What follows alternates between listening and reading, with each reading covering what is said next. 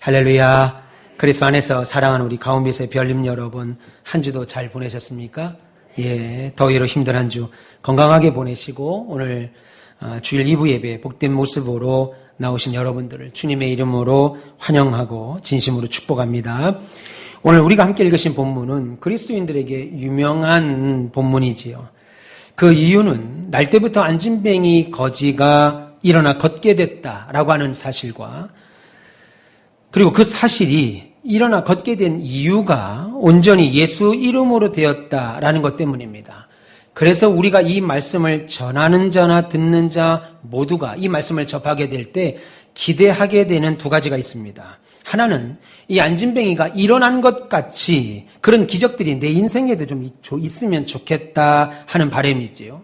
그리고 그것과 함께 나사렛 예수 이름으로 라고 하는 이 주문과 같은 이 명령 한 번으로 내게 있는 모든 문제들이 한 번에 좀 해결됐으면 좋겠다라고 하는 기대가 묶여서 이 본문을 대하는 그리스도인들에게는 매우 은혜스러운 말씀입니다.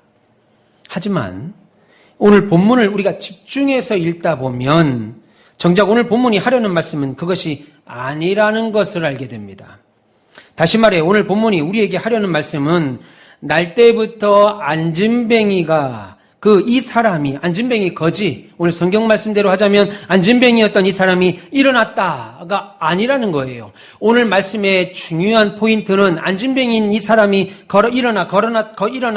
걷다 걷는다가 아니라는 거예요. 물론 눈으로 보는 현상으로 그런 결과가 나타났기에 그것이 중요해 보일 수 있습니다. 그러나 사도 누가가 사도행전 특별히 3장을 시작하자마자 이 사건을 기록하고 있는 것은 단순히 걷지 못하는 자가 일어나 걷게 되었다는 말을 하기 위함이 아닙니다. 그러면 오늘 성경이 우리에게 하시고자 하는 메시지가 무엇일까요? 여러분 새로운 달인 7월 그리고 새로운 하반기를 시작하는 오늘 이 시간 누가 우리에게 미래의 소망을 줍니까? 라고 하는 제목으로 하나님 말씀을 전할 때 우리 미래에 빛나는 소망과 함께 이 시간 우리의 신앙 또한 다시 한번 점검하시는 놀라운 은혜 있으시기를 주님의 이름으로 축원합니다. 그러면 오늘 본문이 우리에게 하고자 하는 중요한 메시지가 뭘까요?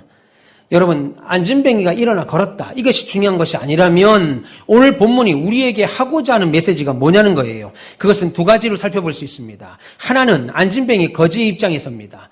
여러분 그 인생은 누가 보더라도 절망뿐이지요. 앞으로 그의 인생에 안진뱅이의 인생의 희망이라는 전혀 찾아볼 수 없는 생각할 수 없는 그저 날 때부터 안진뱅이인 그래서 현재 상황은 거지인 그 사람에게 희망이 있느냐 이겁니다.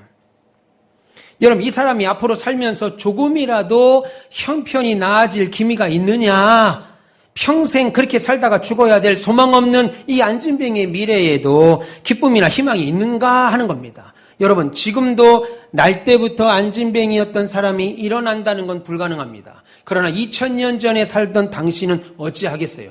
그의 삶이 지금처럼 복지가 잘 돼 있는 때에도 그러한데 2000년 전 예수님의 시대는 어찌하겠습니까? 그럼 여러분 생각해 보세요. 안진뱅이인 그가 일어났다는 거 그래서 이제 그가 걷게 됐다는 것이 그 사람에게 참된 희망을 줄까요? 참된 소망을 줄까요? 물론 걷지 못하던 자가 걷게 됐다는 것은 무엇보다도 놀라운 일입니다. 기쁜 일입니다. 그러나 한번 생각해 보세요. 여러분들 가운데 지금 단 한 사람도 안진뱅이가 없으십니다. 여러분들 가운데 단 한 사람도 안진뱅이가 없어요. 그러면 여러분들은 지금 여러분의 인생이 막 기쁨이 충만하고 즐겁고 막 미래의 소망이 넘치냐 이겁니다. 아닐 겁니다. 여러분 세상에는 몸이 멀쩡해도 내 인생엔 소망이 없어. 내 미래는 가능성도 없어. 내 미래는 밝지가 않아. 라고 생각하는 사람이 너무나도 많습니다. 제가 며칠 전 뉴스를 보니까 인생의 염려, 앞으로의 염려와 두려움 때문에 자신의 집이나 심지어 내 방 밖으로 수년 동안 나오지 않는 운둔하는 세대가 50만 명이라는 뉴스를 접했습니다. 50만 명입니다. 따라서 오늘 본문을 우리가 자세히 살펴보면 우리가 생각하는 것처럼 안진뱅이가 일어났다 하는 것에 오늘 본문의 초점이 있지 않다는 것을 자연스럽게 알게 됩니다. 이것이 오늘 본문의 첫째 메시지입니다. 오늘 본문의 첫째 메시지는 안진뱅이가 일어났다 여기에 있지 않다라는 거예요. 두 번째는 베드로와 요한의 입장입니다. 여러분, 오늘 베드로와 요한은 매우 아주 놀라운 말을 합니다. 나는 은과 금은 없지만 나사렛 예수가 내게 있다. 그러니 일어나 걸으라 라고 하는 이 엄청난 고백이지요. 그럼 여러분 생각해 보세요. 베드로와 요한이 일어나 걸으라, 날 때부터 안진뱅이였던 그 사람에게 일어나 걸으라 라고 하면 일어나게 하는 능력이 베드로와 요한에게 있습니까? 가능성이 있습니까? 자신에게는 그런 능력도 없고 가능성도 없는 그런 자신들이 어떻게 그 안진뱅이에게 일어나 걸어라 라고 하는 말을 할 수 있었을까요? 평생 갈릴리에서 어부로 살았던 베드로와 요한이 어떻게 그런 말을 담대히 외칠 수 있는 사람으로 변했냐 하는 겁니다. 이것이 오늘 본문의 두 번째 메시지입니다. 하나는 평생 날 때부터 안진뱅이여서 그래서 앞으로의 인생에 아무런 희망과 소망이 없는 그에게도 희망이 있느냐. 두 번째는 안진뱅이를 일어나 걸으게 할 수 있는 능력이 없는 베드로와 요한이 어떻게 일어나 걸으라 라고 하는 말을 선포하게 하는, 담대히 전하게 하는 자로 바뀌게 되었는가 하는 것이지요. 여러분, 그러면 먼저 안진뱅이 거지에 대해서 한번 살펴보겠습니다. 오늘 우리가 읽은 본문은 태어나면서부터 안진뱅이가 된 어떤 사람에 관한 이야기지요. 그는 세상에서는 참으로 불쌍하고 불행한 사람입니다. 사실 정신적인 것이든 육체적인 것이든 장애를 가지고 세상을 살아간다는 것은 쉬운 일이 아니에요. 왜요? 그는 다른 사람의 도움으로 살아가야 되기 때문이죠. 사실 우리들도 하나님의 도움을 바라는 자들이죠. 그래서 우리는 영적인 나사로들입니다. 하나님의 도움을 바라는 자들입니다. 그래서 하나님의 도움을 바라는 사람으로서 이 자리에 여러분이 나와 있기에 어쩌면 오늘 본문, 오늘 성경에 기록된 안진뱅이의 삶은 저와 여러분의 모습이고 동시에 우리가 들어야 될 이야기들입니다. 그래서 하나님의 구원과 도우심을 이 시간 바라면서, 간절히 바라면서 오늘 말씀 듣기를 축원합니다. 그런데 여기서 우리가 한 가지 생각해 볼 것이 있어요. 그것은 왜 오늘 본문의 내용이, 오늘 이 안진뱅이가 일어났다고 하는 이 본문의 내용이 사도행전 3장에 나오는가 하는 겁니다. 다시 말해서 안진뱅이 거지 이야기가 사도행전 2장 어떤 사건이 있었습니까? 성령 강림, 오순절의 성령 강림 사건 직후에 시작하자마자 기록하고 있는가 하는 거죠. 여러분, 오늘 말씀드린 대로 본문 바로 앞장인 사도행전 2장에는 너무나도 놀라운 성령 강림 사건을 기록합니다. 하늘로부터 급하고 강한 바람 같은 소리가 마가 요한의 집에서 기도하러 모인 120명의 신자들에게 강하게 임하였고, 그래서 그 집에 가득했고 불의 혈처럼 갈라지는 것이 기도하는 자들에게 나타났고, 그들이 다 성령의 충만함을 받아 성령이 말하게 하심을 따라 방언으로 말하기를 시작했다고 했습니다. 그러면서 성령 충만받은 베드로의 설교를 통해 하루에 3,000명, 5,000명이나 되는 엄청난 숫자가 교회로 돌아오는, 그야말로 당시 최대의 전도 집회를 설명하는 내용이 기록되어 있습니다. 그러므로 오늘 본문이 그런 엄청난 사건이 있었던 사도행전 2장이 끝나자마자 바로 3장을 시작하면서 기록됐다는 것은 오늘 이 안진뱅이 이야기가 신앙 공동체인 교회와 저와 여러분들을 향한 사도 누가의 의도적인 메시지가 있다는 거예요. 이 이야기가 그냥 안진뱅이가 일어났다 이게 아니고 엄청난 사도행전 2장의 오순절 사건이 끝나자마자 기록하고 있는 건, 이건 신앙 공동체와 저와 여러분들에게 사도 누가가 의도를 갖고 기록했다는 겁니다. 여러분, 오늘 본문에 보면 베드로와 요한은 유대 관습에 따라 기도하기 위하여 성전을 향해 가고 있었습니다. 여러분, 신실한 유대인들은 하루에 2번 성전에 와서 기도했습니다. 오전에 한 번, 저녁에 한 번. 그러나 오늘 기도하러 가는 발걸음, 베드로와 요한은 전혀 생각지도 못하고 예상하지 못한 일을 만나게 되죠. 여러분, 예루살렘 성전으로 가려면 예루살렘 성을 들어가야 되는데 예루살렘 성전이 성 안에 있기 때문이죠. 그래서 사람들의 출입이 많은 성문 근처에는 늘 어려운 사람들이 모여서 그곳으로 지나가는, 성전으로 들어가서 예배하러 기도하러 가는 사람들에게 구걸을 하며 살고 있었습니다. 성전에 기도하는 사람들의 신앙심에 호소하며 돈을 구걸했고, 아마도 많은 사람들이 오며 가며 기도하러 왔다가 예배하러 왔다가 그들의 불쌍함을 보고 얼마간 구제를 했을 겁니다.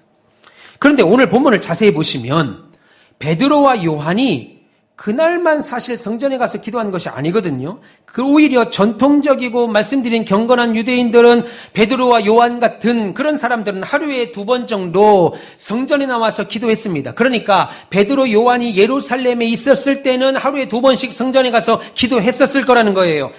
그리고 베드로와 요한도 구걸하는 자들에게 얼마간 오며 가며 돈을 주었을 겁니다. 그런데 마치 오늘 본문은요, 베드로, 요한이 예루살렘 성전에 처음으로 기도하러 갔다가 처음으로 그 구걸하는 사람을 만나고 처음으로 오늘 일이 있었던 것처럼 오늘 본문은 말하고 있습니다. 그러면 왜 사도 누가는 그렇게 본문을 기록한 걸까요? 분명히 베드로와 요한은 매일 하루에 2번씩 성전으로 기도하러 갔다가 그 구걸하는 사람을 분명히 봤습니다. 근데 오늘 본문은 의도적으로 처음 간 것처럼, 그를 처음 만난 것처럼 기록하고 있습니다. 왜 사도 누가는 그렇게 오늘 본문을 기록했을까요? 그것이 오늘 우리가 관심을 가져야 될 주제고 오늘 제가 전할 설교의 내용입니다. 성경은 베드로가 요한과 함께 예루살렘 성전에 기도하러 올라간 사건을 놀랍게도 사도행전 2장에서의 성령 강림 사건이 끝나자마자 기록하고 있습니다. 베드로와 요한이 성전으로 기도하러 갔다. 그 이유는 오순절날 성령을 경험한, 그래서 성령을 충만히 받은 베드로와 요한에게 지금 새로운 뭔가 변화가 있었다, 변화가 생겼다라는 것을 우리에게 말하는 거예요. 베드로와 요한이 날마다 성전을 출입했음에도 불구하고 오늘 본문이 유독 처음 간 것처럼 설명하는 것은 오순절 성령 강림 사건 이후에 베드로와 요한에게 무슨 변화가 있었다라는 것을 말하기 때문입니다. 그러면 우리가 이런 질문을 할 수 있지요. 도대체 오순절날 성령 강림 때 제자들에게 무슨 일이 생겼는가? 무슨 일이 있었나? 그래서 성령을 경험한 베드로와 요한이 이 안진뱅이 거지에게, 미래가 없는, 소망이 없는 그 안진뱅이 거지에게 어떻게 미래를 보여줬는가? 그리고 새로운 인생을 찾은 이 안진뱅이 거지를 보던 주변의 사람들은 왜 그렇게 놀라는 건가? 이것을 말합니다. 먼저 안진뱅이 거지를 살펴보지요. 그는 안진뱅이 장애라는 불행을 가지고 태어났고 지금까지 그런 불행 가운데 살던 사람입니다. 그래서 태어나면서부터 자신을 위해 할 수 있는 일이라고는 구걸하는 것뿐이었습니다. 물론 한때는 자신의 삶을 원망했을 것이고 저주했을 겁니다. 왜 나는 안진뱅이로 태어났지? 내 친구들은 다 학교 가고 뛰어다니는데 왜 나는 일어나지 못하는 자로 태어났지? 저주했을 거예요. 그런 모습으로 자신을 낳은 부모를 원망했을지도 모릅니다. 그러나 시간이 지나면서 살면서 나이가 들어가면서 그렇게 원망하고 저주하는 것이 아무 쓸모없는 부질없는 짓이라는 것을 알게 됐어요. 우리나라 시쳇말로 한마디로 죽지 못해 사는 것이었을 겁니다. 거기 한때는 부모나 형제 혹은 친구가 있어서 매일 성문 앞에 자신을 데려다주는 사람들에 대하여 고맙게 생각했을 수도 있습니다. 그러나 나중에 시간이 지나면서 자신을 날마다 성전 앞에 데려다주고 구걸하게 하는 사람들에 대해서도 별 관심이 없게 됐을 겁니다. 내 처지 때문에 내 미래에는 희망이 없어. 내 미래는 나아지는 게 없어. 자신의 처지와 상황에 대한 불행 때문에 더 이상 감사, 분노 같은 감정은 없었을 겁니다. 철저하게 현재와 미래에 대해서 체념하고 살았겠지요. 여러분, 안진뱅이 거지는 분명히 육체적인 불구자입니다. 그래서 그에게 미래는 희망이 없지요. 여러분, 지금은 많이 없어졌습니다. 지금은 나라가 참 잘 살아졌습니다. 우리나라가 하나님의 은혜로 복을 받아 복지가 너무너무 잘 돼서 지금은 거리에 없는데, 제가 고등학교 때만 해도 전철을 타고 학교로 가려고 전철을 타면요, 전철 안에 이렇게 음악 카세트 테이프 틀어놓고 이렇게 막 박스로 고무줄 팔고 스타킹 팔면서 내 주는가, 안 보셨어요? 저만 봤어요, 한평생? 그런 사람들이 많았어요, 전철에. 제가 초등학교, 중학교만 되면요, 동네 시장통 앞에 가면요, 다리가 없으신 분들이 밑에 이제 타이어 고무를 깔고 그 앞에 통을 놓고 이렇게 구걸했다고요. 좋은 동네 사셨나 보다.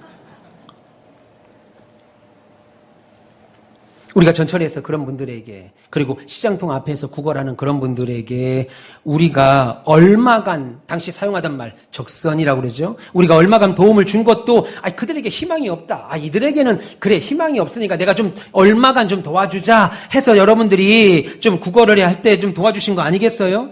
여러분, 그 안진뱅이 거지를 매일 성전 입구에다가 데려다 주던 구걸하도록 도움을 준 사람들 역시 그들에게 미래를 줄 수 없었지요.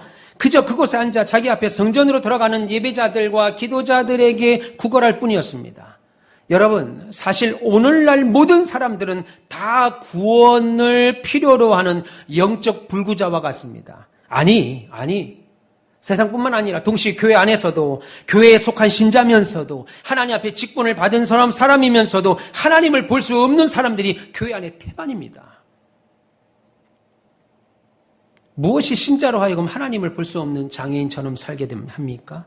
오늘 본문에 나오는 안진뱅이 거지를 보면 우리가 알 수 있습니다. 생각해 보세요. 오늘 안진뱅이 거지는 매일 성전 앞에 앉았기에 성전에서 행해지는 종교 의식에 대해서 너무나도 잘 알죠. 성전 앞에서 1년 내내 앉으니까 오늘은 무슨 절기구나, 오늘은 무슨 행사가 있구나, 종교 의식에 대해서 잘 알았습니다. 다시 말해서 예배 시간, 교회 직분, 그가 장로구나, 그가 권사구나, 그가 집사구나, 저가 목사구나, 알았다 이거. 교회가 지키는 절기들, 지난주 우리 맥주절을 지켰습니다. 추수절이 있구나, 앞으로 성탄절이 있구나, 누구보다 잘 알고 있었을 거예요. 그러나 정작 자신은 한 번도 성전 안에 들어가 본 적이 없었습니다. 진정으로 하나님을 만난 적도 없었지요. 하나님께 간절히 매달려 하나님의 은총과 자비를 베풀어달라고 구한 적도 없었습니다. 왜 사람들이 지금 저렇게 교회에 기도하러 가는지도 물어본 적도 없고 알고도 싶지 않았어요. 관심도 없었습니다. 그래서 자기 자신에게 지금 가장 절실한 것이 무엇인지도 생각해보지도 않고 사는 인생이었습니다. 내가 지금 진짜 필요한 것이 뭐지? 내가 진짜 있어야 될 것이 무엇이지? 생각하지 않고 살았습니다. 강단에서 목사님이 매주 저렇게 하나님 말씀을 전하시는데 도대체 저 말씀이 뭘 의미하는 거지? 왜 저렇게 매주 외치시는 거지? 어떤 분이 저한테 문자를 보냈어요. 목사님, 그렇게 꼭 소리를 질러야 설교가 됩니까? 저 원래 소리 안 지르는 사람이에요. 조용조용한 사람인데 여기만 올라오면 그래. 말씀만 전하면. 윤집사님, 제가 윤집사님께 소리 지른 적 있습니까? 없지요. 조용조용히 말합니다. 근데 강단만 올라오면 우리 목사님 너무 소리 지른다. 그렇게 안 생각하셔도 됩니다. 왜 저렇게 매주 외치는지, 도대체 어떤 은혜가 있는 것인지 듣지도 않을 뿐만 아니라 관심도 없어요. 신자라고 해서 예배당에 나왔는데 목사님이 지금 어떤 말씀을 하시는지, 왜 저 말씀을 하시는지, 저 말씀이 내게 어떤 은혜가 있는지 관심 없습니다. 말씀을 들으면서도 안진뱅이가 일어선다는 건 도저히 불가능하다고 생각합니다. 이미 머리에 재단하죠. 그래서 하나님을 자신의 인생에서 제한합니다. 하나님이 하실 수 있는 일과 내가 하는 일을 구분하고 하나님이 하실 수 없는 일을 미리 딱 정해놓고 이건 하나님이 어떻게 하셔, 내가 하지. 내가 이만큼 사는 것도 내 남편이 아침부터 늦은 시간까지 밖에 나가서 수고하니까 우리가 이만큼 먹고 살지. 내 아내가 이렇게 집안을 잘 건사하니까 내 자녀들이 지금 이만큼이라도 학교를 다니고 우리 집이 이렇게 깨끗하게 살지. 내가 이렇게 열심히 공부하니까 내가 그 정도 학교라도 가고 지금 공부하지. 이렇게 생각하죠. 그런데 놀라운 일이 오늘 본문에서 일어납니다. 안진뱅이 거지가 일어나 구원을 받은 거예요. 여러분, 그러면 무엇이 이 사람에게 구원이냐는 거예요. 제가 말씀드린 대로 이 사람이 앉았다, 일어났다. 그래서 걷게 됐다. 이것이 구원이라고 그랬습니까? 아니죠. 여러분들 가운데 보세요. 이 사람은 지금 평생을 안진뱅이였다가 일어나게 됩니다. 학자들마다 차이가 있으나 대략 이 사람의 나이가 30, 40대로 봅니다. 그러면 다시 40년 지나면 어떻게 되겠어요? 다시 주저앉겠죠. 아이고 허리야. 아이고 허리야. 아이고 무릎아. 아직은 건강하신가 보다. 이 사람은 지금 40이라고 해서 일어났습니다. 그러나 40년, 50년 지나면 아이고 허리야. 아이고 일어나는 것도 힘들다. 나중에는 일어나지 못하는 자가 됩니다. 여러분, 나사로를 부활했다고 말하지 않는 이유가 뭐겠어요? 다시 살아났다. 여러분, 다시 살아났다, 부활했다고 말하지 않습니다. 왜냐하면 나사로도 살아났지만 다시 죽었죠. 영원히 죽지 않는 부활은 저와 여러분들에게 있을 줄 믿습니다. 오늘 이 사람도 지금 안전뱅이에서 일어났지만 분명히 40, 50년 뒤면 다시 또 주저앉아서 아이고 다리야, 아이고 허리야. 40년 전에 그렇게 잘 일어났는데 다시 또 주저앉다니 라는 고백을 하게 될 거예요.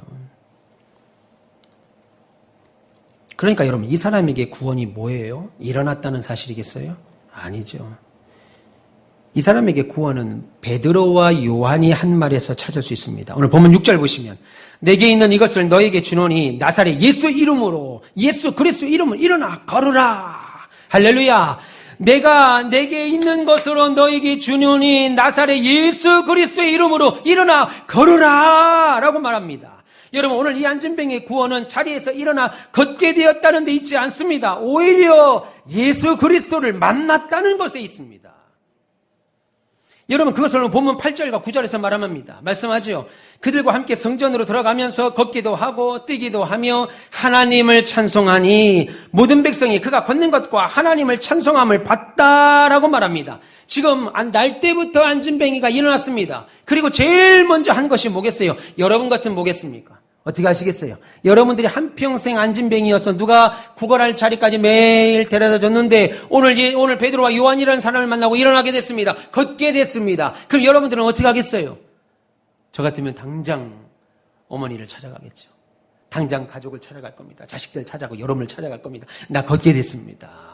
야, 이거 다리 보세요. 걷게 됐습니다. 걷게 됐습니다. 친구들에게도 막 자랑하지 않겠어요? 그런데 지금 일어나자마자 그가 한 것이 뭐겠어요? 뭐였다고 말합니까? 바로 성전으로 들어갔다. 그리고 성전에서 뛰고 하나님을 찬송했다라고 말하고 있습니다. 여러분, 하나님이 우리에게 주신 구원, 날마다 베푸시는 은총과 은혜에 대하여 찬양하는 것과 예배하는 것보다 더 적절한 반응이 있겠습니까? 여러분들이 하나님 앞에 매일매일 은혜를 받고 삽니다. 매일매일 은총을 받고 삽니다. 그러면 그것에 대한 적절한 반응은 찬양과 예배이라는 거예요. 믿기를 축원합니다. 날 때부터 안진뱅이요. 그래서 내 인생에는 더 이상 소망 없고 내 미래는 온통 절망뿐이었던 나를 지금 걷게 하시니까 예수 그리스도시라면, 그래서 그가 나를 지금 일어나 걷게 하셨다면 앞으로 나의 인생, 당연히 앞으로의 내 모든 인생에도 예수 그리스도 때문에 소망이 있을 것이고, 따라서 내 미래에는 분명히 절망이 아니라 소망과 기쁨이 있다는 것을 오늘 이가 깨달았지요. 그래서 친구들에게, 사람들에게, 부모에게 가지 아니하고 성전으로 들어가 하나님을 찬양한 겁니다. 그래서 자신의 인생의 구주가 예수 그리스도이심을 알고 경배한 거죠. 그러면 두 번째 주제인 베드로 요한의 관해서입니다. 잘 생각해 보세요. 나사렛 예수의 이름으로 일어나 걸으라. 여러분, 이 말 안진뱅이에게, 일어날 수 있는 가능성이 없는 그에게 나사렛 예수 이름으로 일어나 걸으라 라고 하는 이 말은 사실 사도행전 2장에 나오는 오순절 성령 강림 사건 이전의 베드로의 입에서는 이런 말은 감히 상상도 할 수 없는 말이었습니다. 나올 수 없는 말이었어요. 왜요? 오히려 베드로는 자신의 힘으로 하나님의 나라를 보호할 수 있다고 믿었습니다. 예수님이 잡히시기 전날 겟세마네 동산에서 일어났던 사건 기억하시죠? 사복음서 모두 이 사건을 기록합니다. 그 내용은 이렇습니다. 예수님을 잡기 위하여 가룟 유다가 로마 군인들을 데리고 대제사장들과 바리새인들과 그들의 하인들과 함께 등불과 횃불과 병기들을 가지고 예수님이 기도하고 계시는 겟세마네 동산으로 예수님을 잡으러 왔습니다.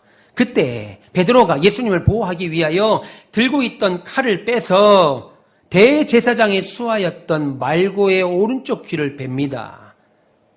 여러분, 왜 그렇게 했을까요? 베드로는 칼과 창으로 지금 예수님을 저 로마 군대대에서 보호할 수 있다고 믿었기 때문이죠. 베드로는 무력으로 예수님이 잡히지 않고 계속 가서 우리 선생님과 함께 복음을 전할 수 있는 하나님의 그 일이 가능할 거라고 믿었기 때문입니다. 여러분, 전쟁에서 승리하기 위해서는 많은 칼과 창이 필요합니다. 그러나 성경은 뭐라고 우리에게 말합니까? 칼과 창을 의지하지 마라. 이스라엘 백성들의 왕이 바뀔 때마다, 왕이 세워질 때마다 하나님은 선지자를 보내서 뭐라고 말했습니까? 왕에게 하는 말입니다. 너는 창과 칼과 병거를 의지하지 마라. 전쟁은 하나님께 있는 것이다 라고 말씀했습니다. 여러분, 다윗이 왕이 되자마자 제일 먼저 한 것이 인구조사였습니다. 하나님이 너무나도 큰 대노를 바라면서 3만 명이 넘는 사람을 죽이셨습니다. 여러분, 다윗이 우리아의 아내 밧세바를 범한 것보다도 더 크게 인구조사한 것에 대한 책임을 물었습니다. 왜요?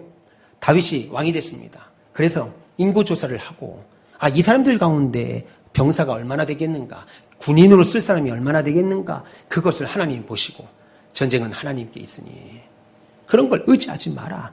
이스라엘의 왕은 하나님을 의지하는 사람이다 라고 하는 뜻으로 그에게 책망하셨지요.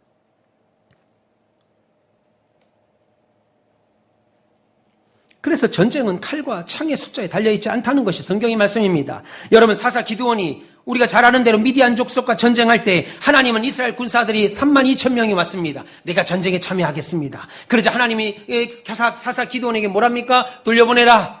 얼마를 돌려보냅니까? 31,700명을 돌려보내고 32,000명 중에 300명만 남겨놓습니다. 여러분, 이것을 여러분들이 기드온이라고 생각해 보세요. 하나님이 우리를 죽이시려고 작정하셨구나. 저 미디안 군대에 이거 아무것도 아닌 300명 가지고 어떻게 전쟁을 이길 수 있겠는가? 그런데 그렇게 하신 이유를 성경이 뭐라고 말합니까? 사사기 7장 2절에 이스라엘이 나를 거스려 교만하기를 내 손이 나를 구원했다 할까 함이라 라고 했습니다. 다시 말해서 32,000명이 전쟁을 해서 혹 미디안을 이기거든. 우리가 그래도 32,000명씩 가서 이 전쟁 이긴 거지. 아까 말씀드린 대로 우리 남편이 그렇게 열심히 아침부터 가서 일하더니 우리가 아파트도 사고 좋은 차도 사고 좋은 옷도 입고 다니지. 내 아내가 잘 집안을 건사해줘서 우리가 이렇게 살지. 내 자식들이 이렇게 열심히 공부하니까 우리가 이런 학교라도 다녀야지 라고 하는 말을 하지 못하도록 하나님이, 그거 주시니까 다 하나님이시라 이겁니다. 하나님이 우리에게 건강 주셨고 지혜 주셨고 믿음 주셨고 하나님이 때를 따라서 보호하시고 인도하신 결과가 이 시간 여러분이 저와 함께 예배하는 거 있는 겁니다. 할렐루야. 예.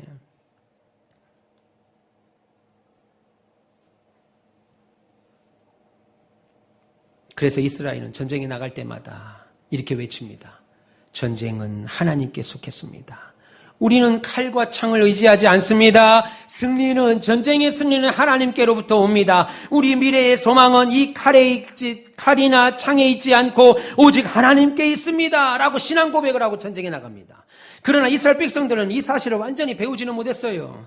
입으로는 전쟁은 하나님께 있다, 우리의 미래는 하나님께 있다라고 외치면서도 정작 전쟁에 임하면 허겁지겁 군사들과 창과 칼의 숫자를 먼저 셌습니다.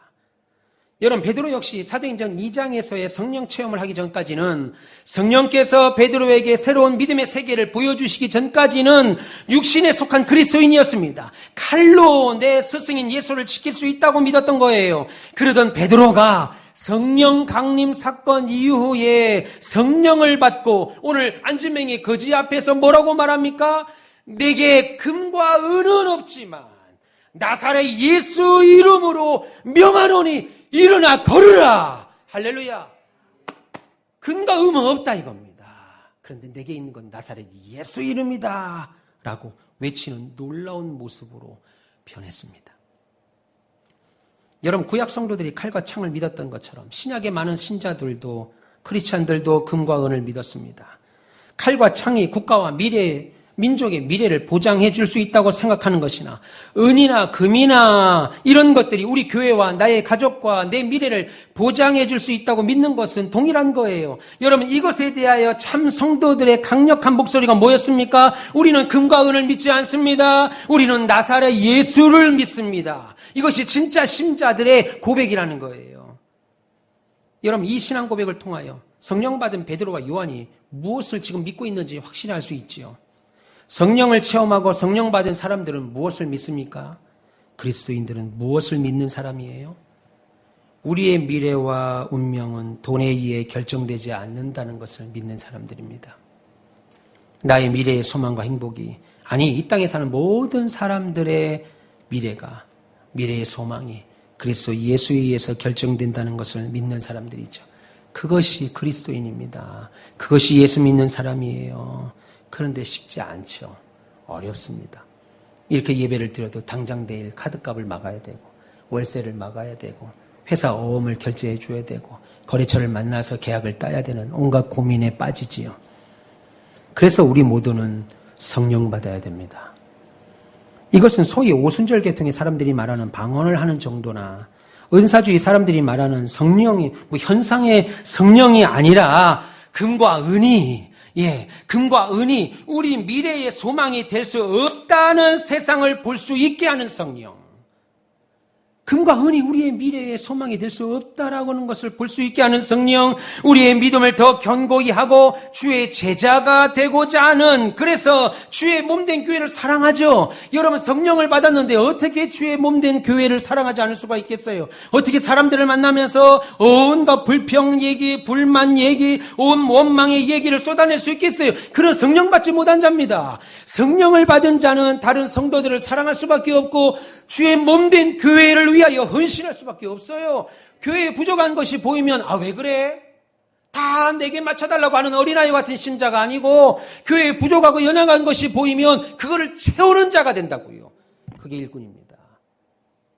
그래서 성령 받은 자와 성령 받지 않은 자들이 신앙생활을 하면 대부분 딱 드러나죠.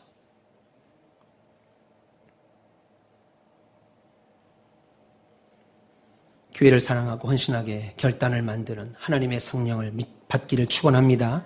그런데 불행하게도 오늘날 금과 은은 오늘날 삶에 있어서 가장 중요한 신이 되고 있죠. 아니, 예수님 당시에도 그랬습니다. 돈의 힘이 얼마나 삶에 강한 힘을 끼치는지 누구보다 잘 아시는 예수님은 이렇게 말씀합니다. 누가복음 16장 13절에 너희는 하나님과 돈을 함께 섬기지 말라. 하나님과 재물을 겸하여 섬기지 말라. 한마디로 돈이 가진 힘이 얼마나 큰지.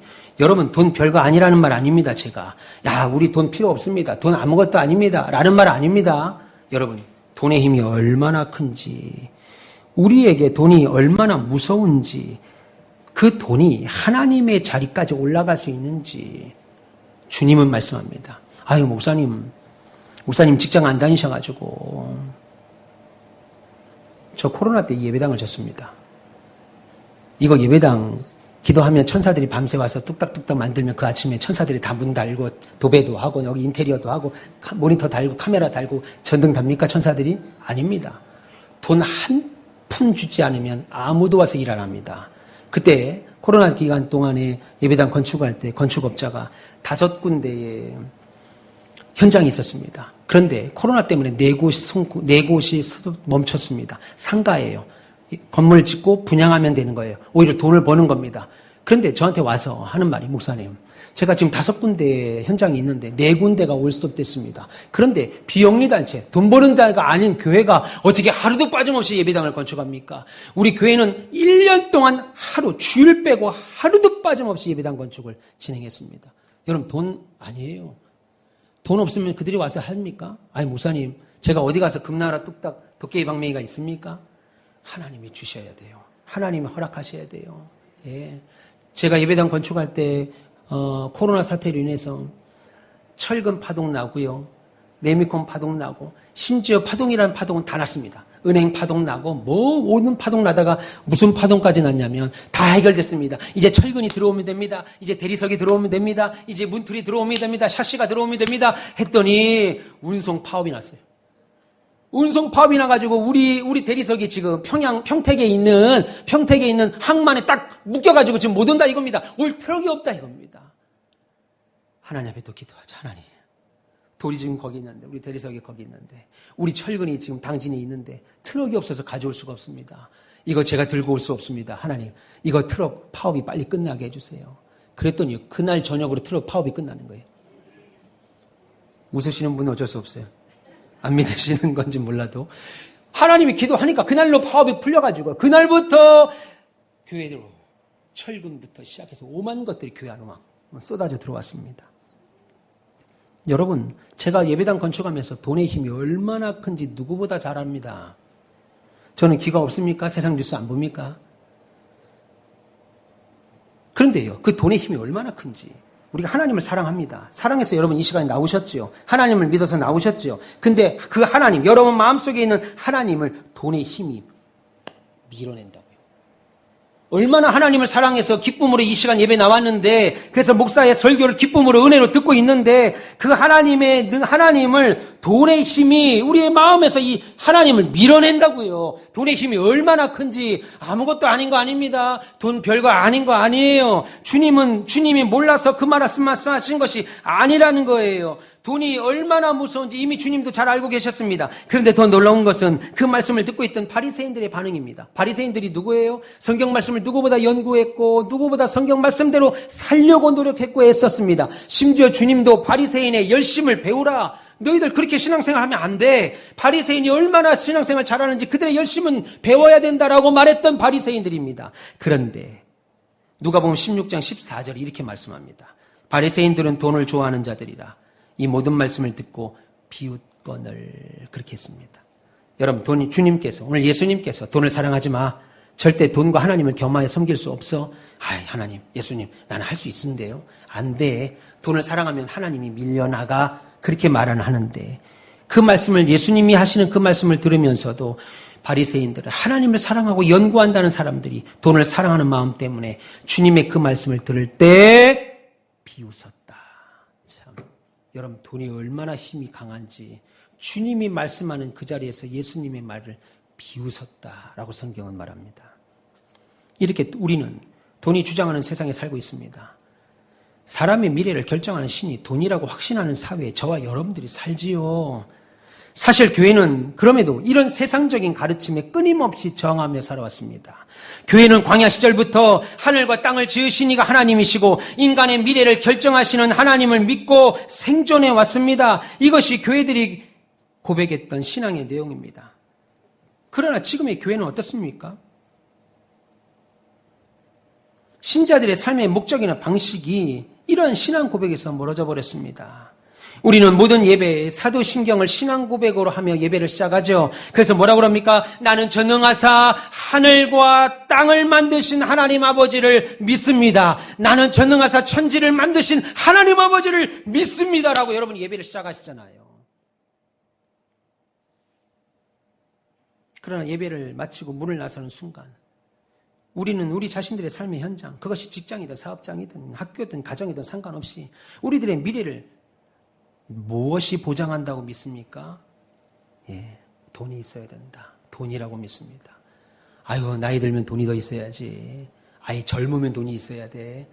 중년도 돈이 있어. 언제 돈이 없어도 되는 거예요? 어려도 돈이 필요해. 중년도 돈이 필요해. 나이가 있어도 돈이 필요해.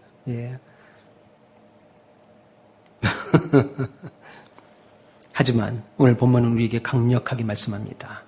우리 미래의 소망은 그리스도 예수께서 주신다.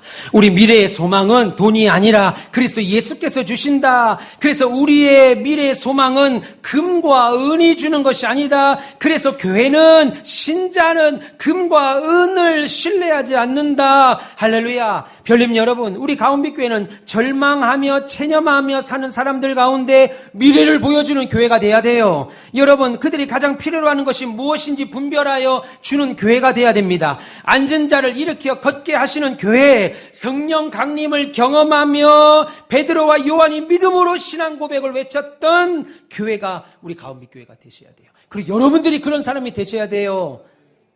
그래서 절망하는 사람들에게 예수 그리스도를 선포해야 됩니다. 여러분, 그렇게 선포하니까 초대교회 성도들이, 로마 사람들이 말합니다. 이상한 새다. 초대교회 성도들을 향하여 이상한 새다. 초대교회 배지영 집사님이 살았다면 배지영 집사님을 향하여 로마교회에서 로마 사람들이 이상한 새다. 무슨 말입니까? 지금은 노래할 수 없는 상황인데 노래한다 이겁니다. 예수 믿는 사람들은 노래할 수 없는 상황입니다. 지금 예수 믿는다는 일 때문에 가정을 다 뺏기고 가사를 다 뺏기고 남편과 아내가 다 죽임을 당하는데 찬양한다 이겁니다. 이상한 새다. 그게 예수 믿는 사람들의 별명이었어요. 울 수 없는데 노래할 수 없는데 노래한다 이겁니다. 근데 지금은 어떻습니까? 세상 사람들하고 똑같아서, 세상 사람들이 원망하면 우리도 똑같은 자리에서 원망합니다. 세상 사람들이 불평하면 똑같이 불평합니다. 세상 사람들이 커피숍에 모여서 만나서 얘기하면서 오만 세상 욕하는 것처럼 성도들도 교회 모여서 커피숍에 모여서 목사 흉보고 교회 흉보고 세상 사람 신자들 흉을 본다고요. 그들을 위해서 기도해야 될 사람들이, 목사를 위해서 기도하고 교회를 위해서 기도해야 될 사람들이, 여러분, 세상 사람들은 세상의 온갖 잡신들을 통해서 돈을 구하죠. 예수 믿는 사람들은 똑같습니다. 하나님의 이름을 빌어서 돈을 구한다고요. 그러니까 세상 사람들이 볼 때 우리와 그거 다른 게 없어요. 너희들과 우리가 다른 게 없어요. 교회 나오면 교회에서만 들을 수 있는 하나님 말씀을 들어야 되는데 교회에서나 밖에서나 아침마당에 들을 수 있는 얘기를 교회 설교 때 들으니까 교회 나올 필요가 없죠. 점점 들을 필요가 없습니다. 왜 청년들이 교회를 떠납니까? 교회에서만 들을 수 있는 하나님의 말씀을 들어야 되는데 세상에서 익숙한 방법들을 교회에서 가르치니까 교회 나올 필요가 없죠. 세상이 훨씬 더 잘 가르치는데요. 참된 그리스도인들이 믿고 신뢰했던 것은 은과 금이 아니었습니다. 나사렛 예수만이 영과 육의 불구가 된 인생들에게 진정한 미래의 소망을 준다고 믿었습니다. 그래서 믿는 사람들은 나사렛 예수 그리스도의 이름을 신뢰하는 자들이었습니다. 신자들은 삶의 무게를, 인생을 살면서 오는 여러 가지 삶의 무게를 입으로 푸는 것이 아니고 하나님께 맡기면서 기도로 풀었습니다. 부활하신 예수께서 우리의 삶에 구체적으로 나타나 인도하시고 보호하시며 섭리하신다는 것을 아는 자가 신자들이라는 거예요. 그래서 우리는 어떤 사람들이에요? 고상한 지식을 가진 자. 광란에 있는 그런 사람들이 아니고 우리는 이런 사실을 알기에 고상한 지식을 가진 자들이라는 거예요. 그러므로 오늘 본문의 메시지는 안진뱅이 거지에게 어떻게 미래의 소망을 줬는가? 안진뱅이 거지가 소망이 있느냐? 안진뱅이 거지에게 앞날의 소망을 준 베드로와 요한은 어떻게 그런 믿음을 갖게 됐는가? 그것을 말하는 겁니다. 여러분, 예수님만이 그 안진뱅이의 미래였습니다. 예수님만이 베드로와 요한이 성령을 받고 그 결과 놀라운 고백을 한 것이었습니다. 그래서 주변의 사람들이 놀랐지요. 조금 전까지만 해도 구걸했던 자가 걷고 뛰고 찬양하는 사람을 받기에 놀라며 기여겼습니다. 여러분, 우리가 이런 구원을 받은 자 아닙니까? 그러면 그런 구원을 받은 사람들은 구원을 보고 세상이 놀래야 돼요. 저와 여러분들을 보고 세상이 놀래야 된다고요. 목사, 장로, 집사, 권사를 보고 세상이 세상에 감당할 수 없는 자. 놀래야 된다고요. 그래야 교회로 오지요. 세상 사람들과 똑같이 원망하고 불평하고 막 험담하고 왜 그래요? 우리를 보면 놀라는 겁니다. 야, 은과 금이 없는데 저 사람. 야, 우리 박 사장이, 우리 최 사장이, 우리 김 사장이 금과 은이 많이 없는데 어떻게 저렇게 행복하다냐. 세상에 금과 은이 없는데도 어떻게 저 사람들은 노래하며 저렇게 산다냐. 저 사람들의 삶의 비밀이 뭐냐. 그럴 때 저와 여러분들은 담대하게 뭐라고 외쳐야 돼요. 내 삶의 비밀은 은과 금이 아니고 내 삶의 비밀은 내 사업장이 아니고 나사렛 예수 그리스도입니다. 할렐루야. 이런 고백이 저와 여러분들의 길을 축원합니다. 여러분, 오늘 성전 문 앞에 앉아 구걸하던 그 거지에게 미래가 있었습니까? 없었지요. 그러나 이제는 그에게 미래가 있습니다. 여러분, 우리에게 미래의 소망이 없습니까? 있지요. 저와 여러분들에게 미래의 소망이 있습니다. 우리 가온빛교회에 소망이 없습니까? 있습니다. 저는 우리 가온빛교회가 한 번도 부흥하지 않을 거라는 걸 생각해 본 적이 없습니다. 하나님이 목적이 있어서 이 예배당을 지었지요. 필요한 자들은 채우실 것이고 필요 없는 자들은 빼낼 겁니다. 하나님께서 우리 가온빛교회를 통하여 하나님 영광을 받으시려야 되기에 저는 흔들림 없습니다. 단 한 번도 흔들려 본 적이 없어요. 여러분들이 하나님의 소망을 품고 그리스도의 또 다른 제자가 되어 하나님의 나라 확장을 위해 쓰임받을 거라는 것 단 한순간도 의심해 본 적이 없습니다. 오늘 복음은 날 때부터 안진뱅이 거지인 이 사람의 미래를 바꿔놨습니다. 그리고 우리의 미래도 바꾸었습니다. 그래서 여러분, 오늘 성전 문 앞에 구걸하던 거지에게 미래가 있는 것입니다. 우리에게도 미래가 있는 것입니다. 여러분, 순례의 삶을 사는 저와 여러분 모두가 세상의 모든 사람들에게 나는 미래의 소망을 주는 예수 그리스도를 믿습니다. 고백하는 우리가 됐으면 좋겠습니다. 사랑하는 우리 가온빛의 벨름 여러분, 지난 금요 샛별 기도회 시간에 우리 교회 청년 한 명이 나와서 함께 기도했습니다. 그리고 밤기도회를 마치고 그 청년이 제게 와서 자신의 기도 제목을 말합니다. 목사님, 제가 취업을 위해서 이제 곧 시험과 면접을 앞두고 있습니다. 기도해 주세요. 아주 이쁘더라고요. 그러면서 하는 말이 더 놀라운 말입니다. 그런데 목사님, 이것은 제가 할 수 있는 것이 아니잖아요. 주님이 해 주셔야 됩니다. 주님이 도와주셔야 됩니다. 생각해보세요. 그 면접과 시험 누가 봅니까? 주님이 대리 시험 봐요? 아니잖아요. 그 청년이 보잖아요. 그 청년이 공부하고 면접 준비하고 시험 준비해서 시험을 노력하여 보하게 된다고요. 그런데도 그 청년의 입에서 뭐라고 말하냐면, 목사님, 이것은 제가 할 수 있는 일이 아니잖아요. 우리 주님이 해주셔야 합니다. 주님이 도와주셔야 됩니다. 이런 이쁜 말을 몇 번이나 저한테 강조하더라고요. 그래서 제가 그 청년을 위해서 기도합니다. 얘기해도 돼요? 누구라고? 나영자매? 얘기해도 되나?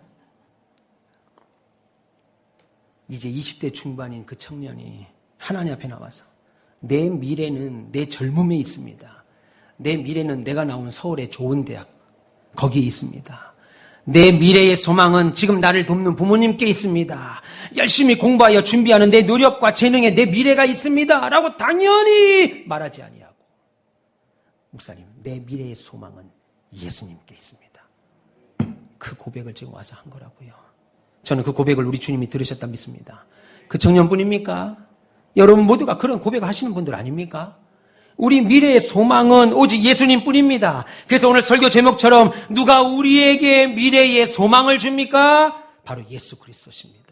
나사렛 예수가 우리의 미래의 소망을 주신다고요. 젊은이만 있는 게 아닙니다. 노년에도 여호수아 갈렙은 85세에 헤브론 땅을 달라고 했습니다. 85세.